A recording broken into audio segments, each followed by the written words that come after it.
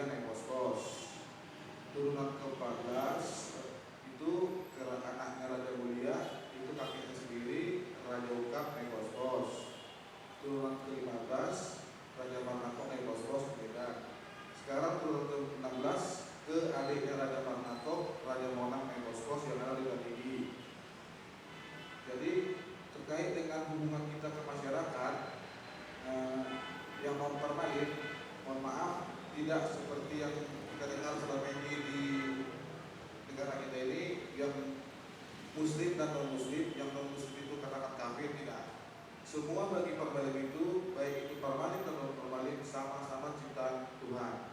Jadi tidak ada perbedaan harus dikucilkan atau diubahkan, tidak. Sama dengan istilahnya dalam bahasa Bataknya marsaul. Seperti dengan Bapak tadi, ada juga adatnya marhula-hula, marguru, marada. Walaupun dia tidak formalin, dari segi adat yang disediakan sama Singa Maharaja tetap harus dilaksanakan. Sekalipun dia tidak formalin dari segi adatnya. Terkait tentang Mangaliat, Mangaliat itu artinya Mardesana Walu.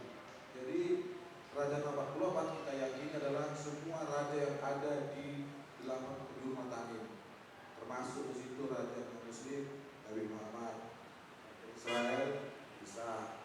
Semua raja-raja yang ada di dunia ini kita hargai, bukan berarti kita sembah, kita hormati, dan kita harus mengaliat, mendesai namanya, menonton sekedar untuk permisi atau memohon kepada beliau semua abonara agar kita itu tetap dilindungi, dijaga dari semua orang-orang yang berniat jahat atau ada orang-orang yang bergangguan untuk mengganggu ritual tadi.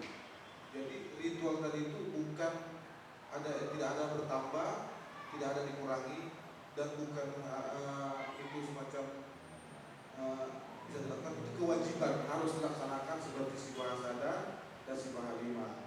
Sibahasada tahun ini berdasarkan dari pangkalan dari Singapura Batak jatuh di tanggal 23 Februari 2020. Sibahalima jatuhnya di bulan Agustus.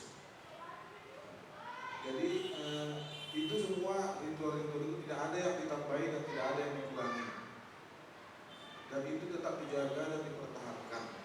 Kalaupun ada yang semacamnya istilah improvisasi, bukan berarti tidak mengurangi kaidah atau arti dari makna ritual tadi. Tetap itu sesuai dengan adat yang sebenarnya martibatan. Jadi tadi Bapak tadi pertanyaannya, kapan seseorang diangkat formalin?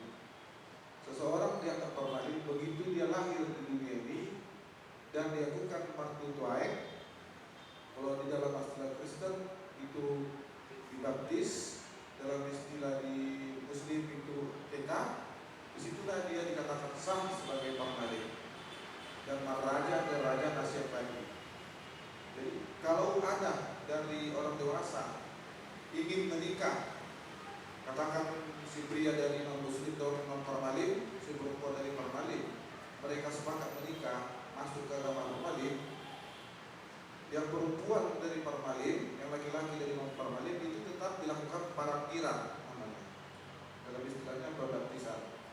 Berarti di situ dia dianggir, dibersihkan, ibaratnya dalam istilah akhir tubuh, akhir paniasan. Setelah dia sah sebagai formalin dan wajib mengikuti 5 aturan formalin. 5 aturan formalin yang wajib yaitu Marali 1, Mardebata, Sibahasada, Sibahalima, Martutuae. Itu wajib dilakukan dalam formalin. Dalam muslim sama istilahnya aturan dalam muslim di sholat 5 waktu. Semacam itulah di formalin, dan kewajiban yang harus tetap rutin dilakukan setiap formalin, baik itu yang kecil maupun yang sudah manula. Dalam istilah formalin tadi, hubungan antara formalin itu sampai dia meninggal tidak putus, tetap berkesinambungan. Contoh-contoh, mendiang ayah saya sudah meninggal, bukan berarti seperti yang pernah saya diskusi dengan teman-teman yang lain, tanda kutip, kalau sudah meninggal habis hubungan gitu. Jadi kalau di formalin itu tetap harus ada hubungannya. 30 hari setelah meninggal dilakukan melakukan bahasa todi. Itu kan ada persembahan juga. Terus setelah itu kita pun wajib melakukan ibadah mengirimkan doa. Kita mengirimkan doa ke Jabatan Bulan Nabolon agar todinya, agar amalnya tenang di sisinya, supaya jangan ada yang namanya istilahnya hantu. Jadi apa tadi Pak saya lupa tadi pertanyaan dari kalian?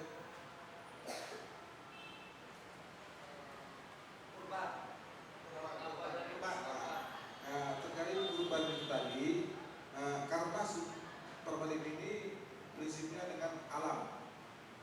Jadi semua yang ada di dunia ini itu kan semua dari yang Bulan Nabolon. Jadi kita persembahkan yang diberikan Bulan Nabolon tadi itu urutan ternak, tumbuh-tumbuhan, pangan semua itu kita sisihkan, lakukan persembahan Jabatan Bulan Nabolon. Bukan berarti seperti yang mengutip kita sembahkan kerbau, letakkan di situ di pohon dan bagaimana, bukan. Itu hanya sebagai simbolis. Dan itu pun tidak kontinu, tidak berkelanjutan di tempat yang sama. Ibaratnya tahun ini kita mendapat kerbau sugi kota itu ada di Persea, tahun depan tidak Persea lagi, dicari tempat lain karena dia harus berkembang biak. Sama dengan Ihan Batak, dapat Ihan Batak di daerah sini, pindah ke tempat lain. Dan kebetulan sekarang kita sudah melakukan pembudidayaan di Ihan Batak agar tidak punah di daerah Minangkabau. Jadi di Parmalip itu konsep alam dengan hubungan kita dengan Tuhan itu sangat kuat. Nah, kita itu tidak seperti kata-kata yang di luar sana harus sembahyang setiap hari ini tidak. Kalau kita sembahyang setiap hari belum tentu kita diterima di atas. Tapi kalau kita jaga tanaman atau tumbuh-tumbuhan cipta Tuhan, rasa Tuhan akan senang. Menciptakan kedamaian kerukunan.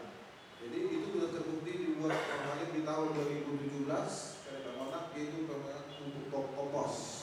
Mungkin Pak Basra sudah tahu semua tumbuh-tumbuhan yang ada di Tobasa, baik itu yang sudah busuk dari apa semua diolah menjadi pupuk kompos dan tidak memakai lagi namanya pestisida atau pupuk keluar. Itu ada di Persea yang budidaya ikan. Jadi kita memanfaatkan alam. Itu hubungan kita ke masyarakat, bukan berarti kita mengucilkan diri. Baik, sebaliknya kita yang dikucilkan. Kita dikucilkan selama ini. Dianggap kita itu sepele bigu, dianggap kita penyembah berhala. Kita tidak menyembah berhala. Dan kita tidak menyembah yang namanya setan. Kita hanya mengakui satu Tuhan. Jabatan Bulan Nabolon, konsep apa namanya. Jadi saya 7 tahun saya tinggal di Riau, menjabat sebagai ulama, pimpinan. Kalau di Kristen itu namanya pendeta, kalau di Muslim itu namanya ustadz. Jadi dikarenakan ada pekerjaan, tuntutan pekerjaan, saya tinggalkan kota Duri, saya pindah ke Medan. Jadi tampuk pimpinan saya serahkan di Medan, di Riau. Saya di sini sekarang sebagai wakil dari pimpinan di Medan sama Pak Bogi.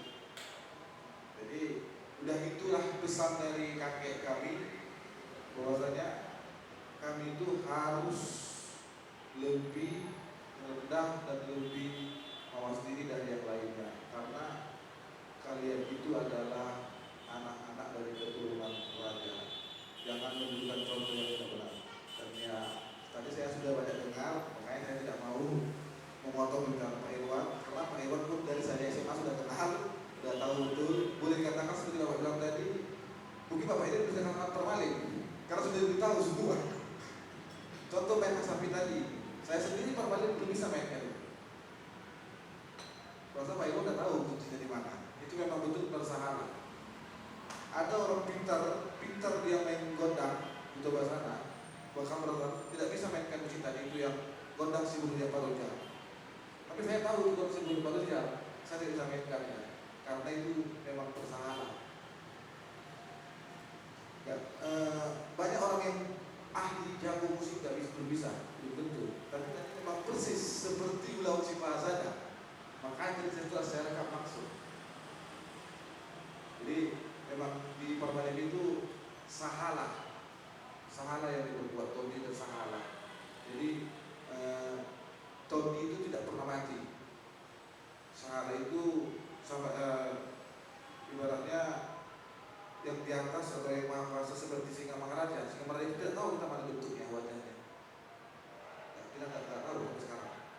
tapi sahala Singamangaraja, sahala harajaunya, harajau Singamangaraja dan rajokan tata jual, istilahnya perhatian sadaihon, istilah Singamangaraja, tugikan suara pungtoro Suraya, berarti badannya punya hukum dan adat yang tidak terima pilih, yang salah tidak salah, yang benar tidak benar.